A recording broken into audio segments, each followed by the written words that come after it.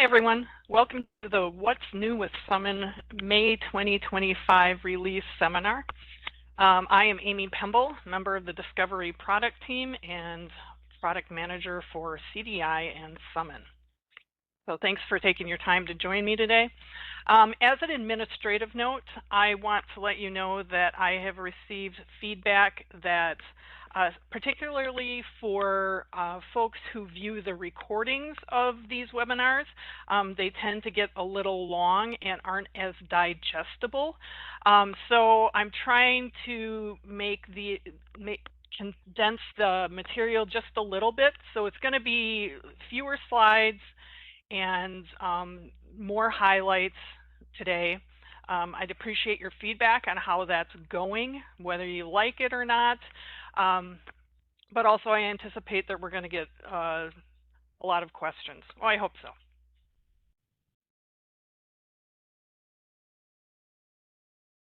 So what I want to talk about today is the calendar, where we're at in terms of 2025 roadmap releases. Then I will describe the Summon Curve enhancements, and these are the enhancements that were voted on by the community and slotted into this release. And I will also talk about a couple of the Summon Research Assistant enhancements that are going out. And then we'll talk about H2 preview and take time for questions, of course, at the end. So where we're at, as I said, the release date is May 7th of next week. The preview did go out on April 23rd, so that was about a week ago. I'm sorry that I didn't make the announcement on the listserv. I will plan to do that once we get this webinar recording posted and the release notes get published. So everything is in line and ready to go for May 7th in terms of production. As always, Summon and 360 have the same quarterly release dates. The maintenance releases occur on the first Wednesday of all other months, and there are no preview environments for maintenance releases. So our first curve enhancement that I want to talk about that, again, was voted on by the community is the ability to leave the publication date picker end date open. What I am showing in the screenshot is, in fact, how it works currently in production, is that if you select, for example, 3 years, the publication date picker picks a start date of 3 years ago and an end date of today. Now, granted, I know today is not January 27th, but I reused a screenshot from a previous presentation. This is if you choose to edit the publication date picker, you will see that the end date currently in production ends today. What we have done is removed that limit, that restriction, so it will be empty when they select edit. The idea here is we want to give users access to more content. If it's an ahead of print or online only, or online first resource, it will be included in those results. And you don't have to, so you're going to have a larger result list, and the end date is no longer assigned. I did hear from a community member just a few minutes ago that she was not seeing this in preview, so I'm going to have to double back on that. I definitely saw it in at least our test environment when we were talking about this last week, so we'll have to take a look at that. And thanks for that heads up, by the way. You know who you are. Our second curve community enhancement is the ability to display the series volume in brief results. Right now, you do not see volume information in brief results. If you want to see volume information, you have to go into the quick look and view it there. So we already had the information. It was just a matter of including it in the brief results. This is a way to clarify the resource, the location of the resource for users, and it's a one less click in order to get to that information. So that's going to appear without any, you don't have to turn anything on. There's no customizer portion to that. It's just going to be there. Moving on to the research assistant, like I said, there are a couple of different enhancements here. The first came up with both Primo users and Summon users, and was quick to be addressed on the Summon listserv, and that is the fact that while Summon Research Assistant homes or collects its answers from CDI only, again, and not the entire internet, it's limited to CDI, frequently the library may not have access to those resources, and in other words, they aren't subscribed resources. So we've added the ability for the user at search time to be able to limit resources used for the overview to activated or subscribed content. And that's done by using this checkbox here, which is made accessible when you click the menu that's next to what is your research question. So if you select available online, the resources that are used to create the overview and thus the answer for the user is limited to your subscribed resources. So this is done on, an individual search user or user level. But once you click this box, it stays sticky, so they don't have to keep going back and doing this. The second research assistant enhancement is the ability to retain up to 200 research history topics for logged in users. So it's not IP authenticated users, it's for logged in users. The left panel shows, precisely what I'm talking about here, that research history, the list of what questions were done. That is currently in production, only retained for the session. What we have added is the ability for, again, logged in users to be able to retain that history up to 200 over sessions. So this does have a customizer component. It's enabled by default at the institution level, so it's not individual users. They aren't able to turn this on and off for themselves.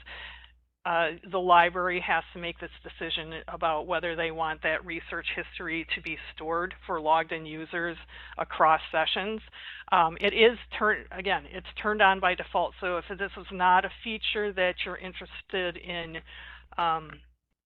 participating in for whatever reason, you have to go into the research assistant settings in Customizer and turn on disable saved search history.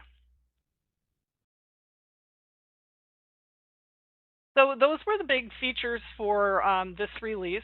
I welcome any questions in the Q&A tool within webinar, but right now I'm going to just take a look ahead at what's coming for the rest of the year. The next is also a curve enhancement. This is the ability to customize the Summon splash page. The issue is that we have a lot of unused white space, and libraries, of course, would like to be able to present a variety of information there to help customers, whether it's a help widget or an announcement about library closing hours or an announcement about the fact that maybe a certain resource is unavailable. So there's a lot of ideas for that. what we want to be able to do is provide a UX framework for administrators to easily add that content, plug in the carousel, then add their notifications and events, etc. So we're working through that right now. I did talk to the product working group last week to be able to get some ideas. I've worked with the UX group to get some ideas. And I think just because this is such a wide open request that we'll probably be doing this in phases. We'll just get some ideas out there. This is going to be coming out in the August release, by the way. We're just going to get some ideas out there, see how they work, see what people like, don't like, use, don't use, and then iterate over that moving forward. The second one that's going to be coming is the ability to search for Summon administration console options. As I noted, there was at least one addition to Customizer for this release, so we're just adding on as time goes forward. So being able to navigate the customizer or the admin console can be difficult if you aren't terribly familiar with it, or even if you're moderately familiar with it. It's not always easy to know where a certain setting or option lives. So we're going to have the ability to do a keyword search for finding the option that you want to use, hopefully making you more efficient in your work and shaving some time off of the administration that you have to perform for Summon. Also coming in August is going to be the ability to add more links to the hamburger menu, and those are going to be custom links. So if you want to add more than to the hamburger menu, you are able to do so. Right now you can add one, and so we're going to give the ability to customize that to your heart's content. And again, that's going to be in August. Also coming up is the ability to integrate document insights from the Summon results list. If you subscribe to ProQuest collections, and one of those collections has its own research assistant available to it, you'll be able to see an icon in the Summon brief results. And that will link out to the ProQuest platform and its customized version of its research assistant. So it's specifically an AI tool that uses its own platform data in order to provide additional information and an overview or answer regarding the question, or regarding actually the resource that the user clicked on in order to get it. It's not necessarily anything that you won't be forced into using this. If you aren't a ProQuest user, you won't be able to see this, however. But we do think that researchers are going to be able to make quicker decisions about relevance, just as they do with the Summon Research Assistant. As I said, I wanted to make this kind of a condensed and concise webinar, see how that goes, and I'm happy to take any questions that may come up here. Just let me get into my Q&A.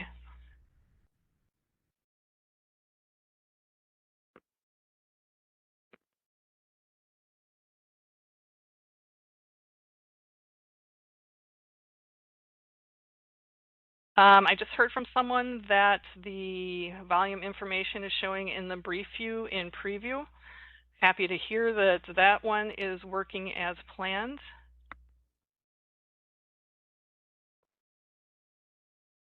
Are there changes? Oh, sorry, this keeps scrolling. Hold on. So then there's a question about, are there plans to change RA to allow libraries or Clarivate to edit the Azure AI guardrails so that it is not censoring valid research terms. Implication is that these guardrails are a deal breaker for our reference librarians. Yeah, I'm sorry to hear that. The current settings for Azure AI are that it's at, and I'm sorry, if you weren't on the listserv or didn't see this conversation, the idea here is that there are some search terms or search questions that are sensitive enough that Azure AI, which is an application that we use for development, will actually not return results for them. The settings are with Azure right now across Clarivate, so this isn't Summon specific, it's not Primo specific, it's across all of our products, are moderate, and all of the terms that are all of the subject areas that are listed on that AI page or AI help page that I sent out are included in that. So it's not something that's Summon specific. It's not something that libraries themselves will be able to do. What we are trying to experiment with right now is adjusting the areas in which we receive failures in order to make it a little bit more user-friendly and be able to get more results. And what I mean by that is that Summon Research Assistant hits the LLM 3 times, and if at any point the one of those responses returns a failure, then we also present the user with the no results found area. So we're looking into ways that we can possibly adjust, 2 of those areas or 3 of those areas and make it a little more flexible and a little less prone to failure.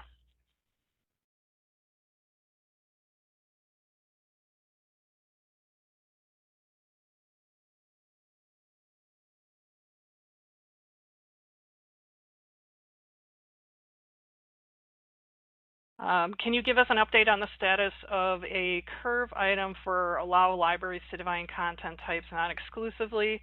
I'm working on that.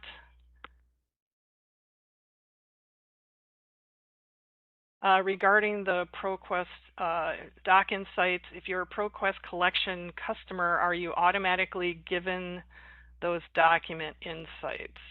And the answer is yes. 2, statistics collection. Any progress with the undercounting of stats since March? That I would need to check in with support on. Support and development. I know that we have a couple of tickets about stats open. Questioner, if you could send me your ticket number, I can look into it for you. Thank you. Will we be able to see research assistant stats? That's a great question. I know that's been on the listserv a few times. That's something that we're working on, being able to roll out. As you know, we have a project for later this year, probably early next year, to roll out mixed panel analytics, which is an entirely different analytics platform. So while it makes sense and we need to be and are working on requirements for usage statistics, we're trying to gauge exactly where is the right place to put those.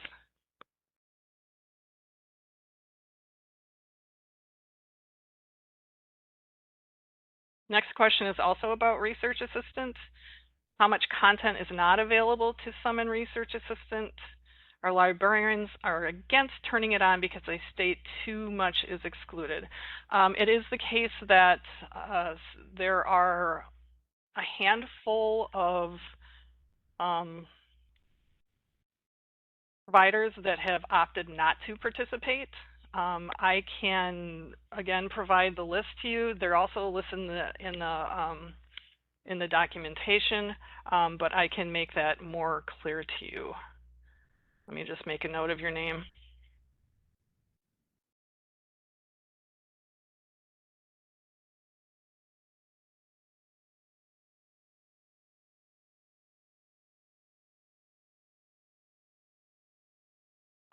Next question, research assistant, will there eventually be a way to link directly to it rather than having to go through the main Summit interface?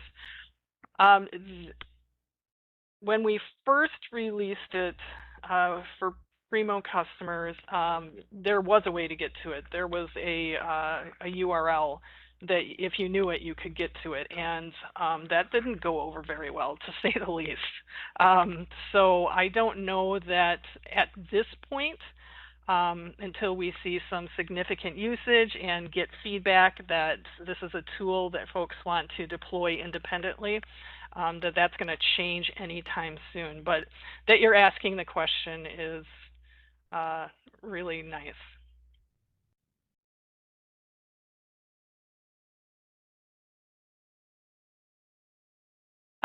Are there more questions for me?